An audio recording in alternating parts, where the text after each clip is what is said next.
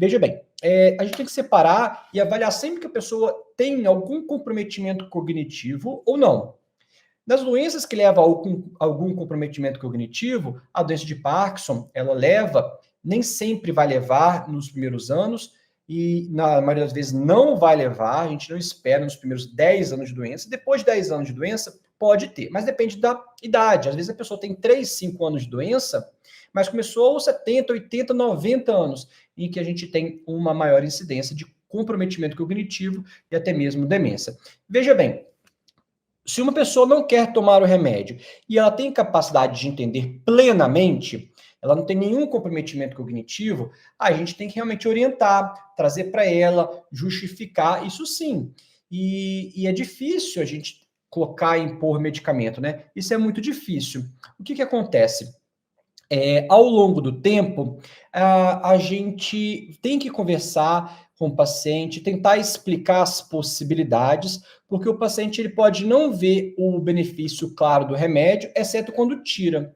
Então, quando a gente fala assim, o remédio ele não me dá aquela liberdade que eu gostaria. Então, na doença de Parkinson, né, que eu acho que é a dúvida da Márcia, assim, a mãe da Márcia não quer tomar os remédios. Exemplo, não quer tomar. Por quê? Porque ela acha que ela deveria estar andando, fazendo tudo, e ela não está fazendo isso.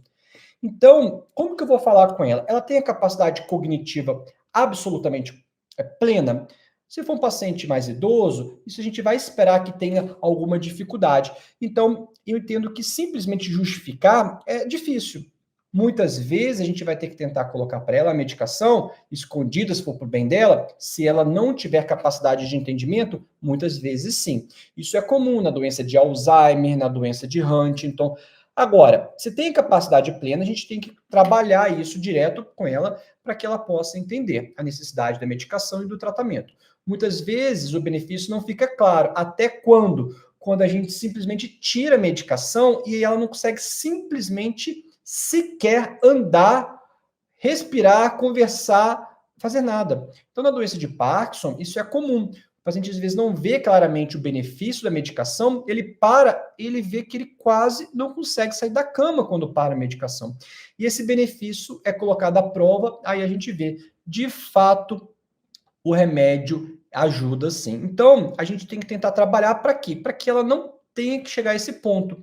O médico, ele tenta passar, ele tenta orientar para que ele possa transmitir a experiência dele diante do tratamento de infinitos outros pacientes. Já pensou se todo remédio tivesse que ser avaliado por todo mundo, por todo paciente? Não. Então, o que a gente faz isso? A gente estuda, a gente vê os estudos clínicos em que colocam à parte as pessoas e testam, né, e avaliam. E, além disso, a gente vê no consultório diariamente a resposta diante da medicação.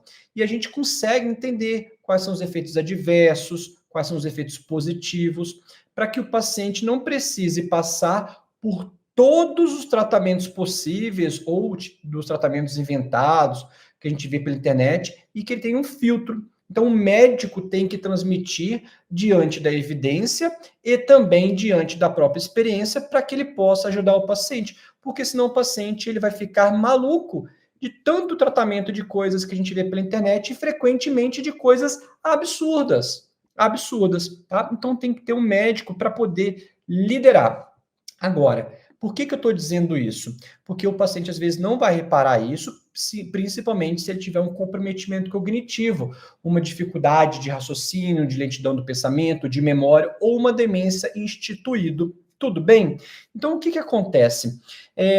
Não quer tomar a medicação. Uma pessoa que não quer tomar o medicamento, ela deve ser orientada, justificada, para que ela não interrompa, porque ao interromper, ela vai perceber que o remédio quase sempre é útil. Porque se o medicamento não é útil e foi mal indicado, aí realmente a gente não deveria estar utilizando. Mas você está usando com um médico experiente, que é especialista na doença ou na área, a gente tirar um remédio quase sempre vai levar a um prejuízo muito grande. Sintomas sintomas relacionados à piora do problema que estava tratando. Então, se eu paro o remédio da doença de Parkinson, a pessoa não consegue engolir direito. Se eu interrompo o medicamento para a doença de Parkinson, não saio da cama, mal eu vou levantar, a depender ainda mais da fase da doença de Parkinson que esteja, entende? Por esse motivo, a gente tem que tomar muito cuidado. Mas o que eu recomendo? Quase sempre a gente tem que orientar a pessoa. Se ela tem uma dificuldade de entendimento, a gente vai ter que colocar esse medicamento ou como vitamina, as pessoas aceitam mais quando a gente fala que é vitamina, ou então até mesmo na comida, se a pessoa não tem capacidade de escolher, tá bom? Se a pessoa não tem capacidade de entender o tratamento ou alguma inabilidade no raciocínio devido a um quadro demencial ou não, a gente deve pensar nisso, em alternativas, de colocar o remédio na comida, no suco, porque é um risco muito grande ela não tomar e ela não tem a capacidade plena de entender o tratamento. Tá bom? Então a gente deve avaliar essas possibilidades, sim. Agora, avalia também dentro dessa crise depressiva, se não dá diante do médico, a gente ajustar alguma coisa. Porque se está agora entrando numa crise depressiva, às vezes uma conversa com o médico pode ajudar.